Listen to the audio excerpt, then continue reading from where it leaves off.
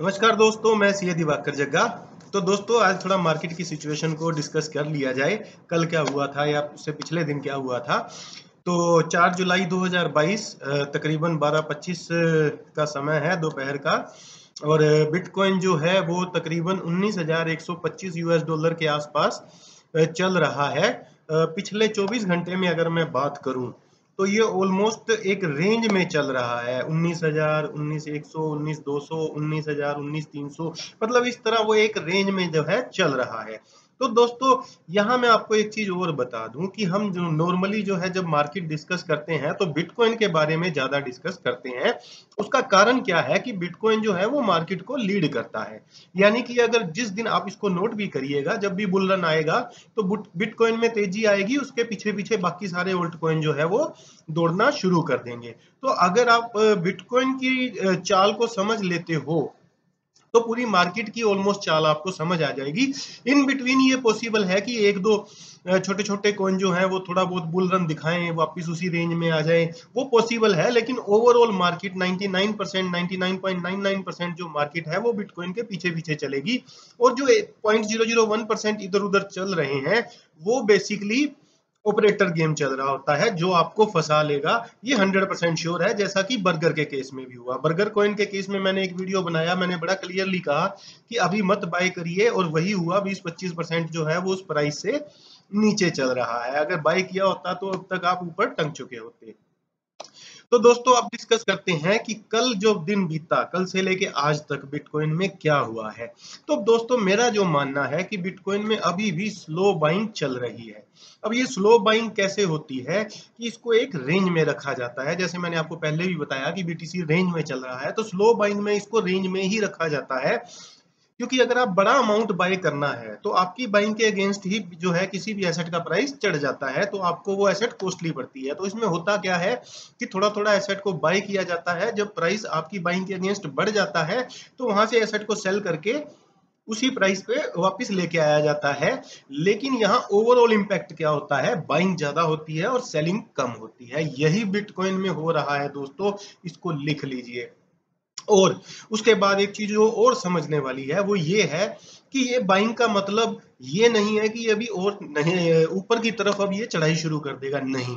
अभी ये और रुकेगा, अभी ये नीचे जाके भी टेस्टिंग करेगा। 17-18 हजार के लेवल पे जाके, यूएस डॉलर की मैं यहाँ बात कर रहा हूँ, वहां पे जाके एक बार ये और टेस्टिंग करेगा। और उसके बाद ये पॉसिबल है कि और नीचे का डिप ले और ज्यादा इसमें बाइंग हो। इसको आप जरूर समझ लीजिए। और जब भी आपका पोर्टफोलियो माइनस में दिखाए उससे डरने की जरूरत नहीं है।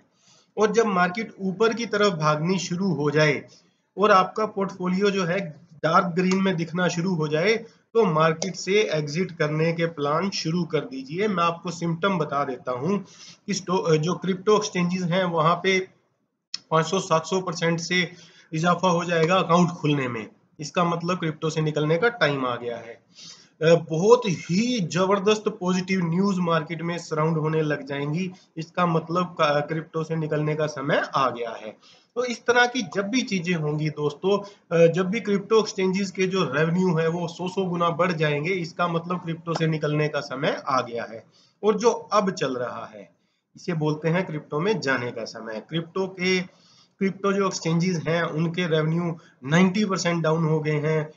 कुछ कह रहे हैं कि टीडीएस की वजह से हो गया है, कुछ कह रहे हैं इस वजह से हो गया है। दोस्तों कुछ फर्क नहीं पड़ता है। अगर आपको 30% टैक्स से फर्क नहीं पड़ रहा तो 1% टीडीएस उसमें से कट जाएगा, वो भी जो बाद में एडजस्ट हो जाना है, तो उससे आपको क्या फर्क पड़ने वाला है। तो दोस्तों इस तरह का मोटा मोटा कैलकुलेशन लगाएं। और एक चीज और समझ लें कि ये स्टॉक मार्केट नहीं है, नेशनल स्टॉक एक्सचेंज या बॉम्बे स्टॉक एक्सचेंज पे स्टॉक ट्रेड नहीं हो रहे हैं जिसका मेजर इम्पैक्ट जो है वो इंडियन इकोनॉमी का होता है। अगर इंडिया के या कुछ पार्ट में कुछ हो रहा है तो ये वर्ल्ड मार्केट है दोस्तों, उसका कोई फर्क नहीं पड़ने वाला। चाइना ने क्रिप्टो बैन किया, एक बार थोड़ा वो झटका लगा मार्केट को, लेकिन मार्केट ने फिर नया एटीएच बनाया था। इंडिया ने 30% टैक्स लगा दिया, वो ट्रेडिंग पे 1% टीडीएस कटता है, तो क्या एटीएच नहीं बनेगा दोस्तों? इसको लिख लीजिए, फिर बिटकॉइन का एटीएच बनेगा। पूरी मार्केट एक बार नया एटीएच बनाएगी, मार्केट कैपिटलाइजेशन में पूरी मार्केट एक नया एटीएच बनाएगी। तो इस तरह ये चीजें चलती रहती हैं। जब आप 8-10 साल 15 साल मार्केट में लगा लेते हो तो आपको ये चीजें पता है कि ये नॉर्मल है, ये चलता रहता है। आपका पोर्टफोलियो माइनस दिखा रहा है, आपके फर्क पड़ना बंद हो जाता है। आपको पता है कि मेरे को कुछ नहीं करना, आई हैव टू वेट, मेरे को बैठना है, इंतजार करना है, और जैसे ही मेरा प्राइस आएगा मेरे को एग्जिट कर देना है। फिर बैठना है, इंतजार करना है, जैसे ही मेरा प्राइस आएगा मेरे को एग्जिट कर देना है, और सॉरी एंटर कर देना है। मान लीजिए आप कहीं जा रहे हैं, आपकी बस का नंबर 31 है, तो आप वहां खड़े हैं इतनी देर से, 31 नंबर बस नहीं आ रही, तो क्या आप 25 नंबर पे चढ़ के कहीं भी चले जाओगे? नहीं जाओगे दोस्तों, आप 31 नंबर बस का ही वेट करोगे। तो यही हमें क्रिप्टो में करना है, यही हमें जितनी भी फाइनेंशियल मार्केट्स होती हैं उसमें यही करना होता है। आपको बैठना है, इंतजार करना है, पेशेंस रखना है। तो दोस्तों जुड़े रहो क्रिप्टो की ऑथेंटिक जानकारी के लिए। धन्यवाद।